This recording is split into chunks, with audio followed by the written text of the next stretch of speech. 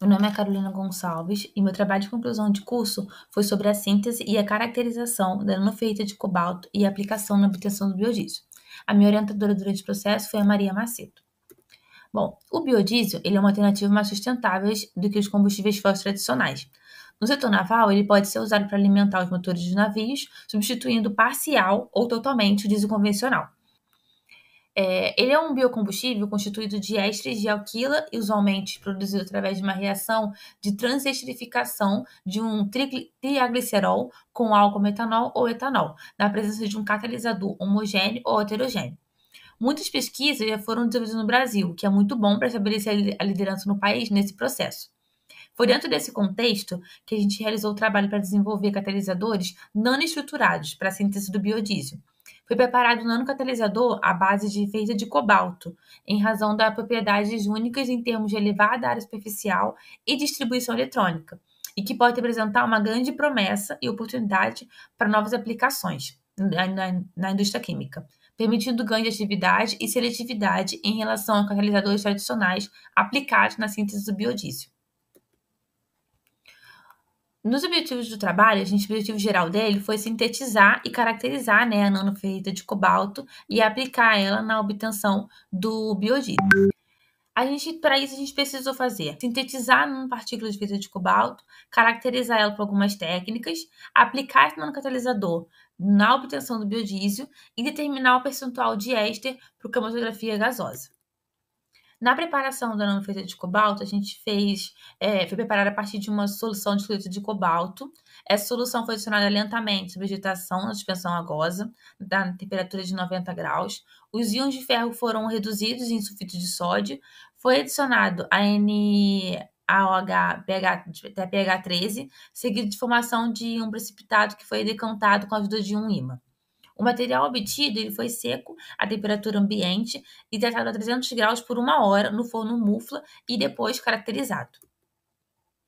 Na aplicação da nanoferrita de cobalto na produção do biodiesel, a gente usa um sistema usado para a reação de transesterificação do óleo de soja com metanol, para a redução do biodiesel. A reação foi realizada com temperatura constante de 60 graus, sob agitação mecânica de 550 RPM.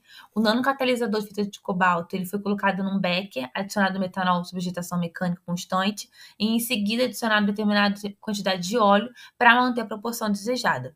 Foi estudado um intervalo de reação de 1 a 10 horas, retirando 1 kg de 1 ml após o término de cada tempo.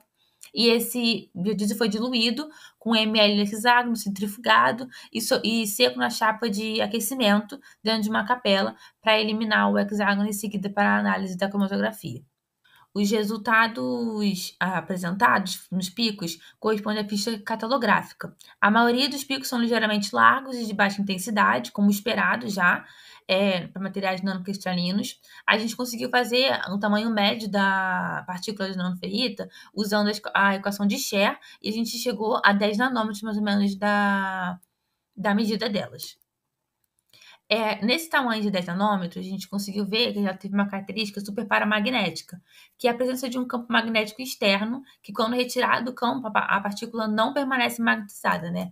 Esse efeito ele é observado efetivamente em partículas menores que 10 nanômetros.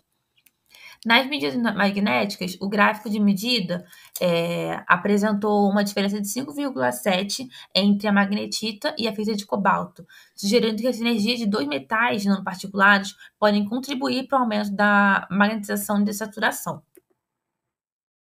Na cromatografia gasosa, observou que a fita de cobalto produziu um percentual de 60% maior, né, de 60% que a magnetita, que apresentou 51,2% em 8 horas. Depois dessas 8 horas, a gente não teve uma mudança significativa no gráfico.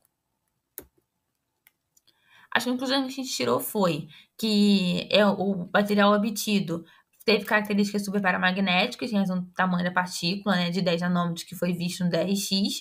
O desempenho catalítico da nanoferrita é promissor e deve-se essencialmente à redução das suas dimensões para uma escala nanométrica, o que origina um aumento considerável da razão área superficial e volume. Esse nanocatalisador de fita de cobalto representa uma grande promessa e oportunidade para novas aplicações na indústria química, permitindo ganho de atividade e seletividade em relação aos catalisadores tradicionais.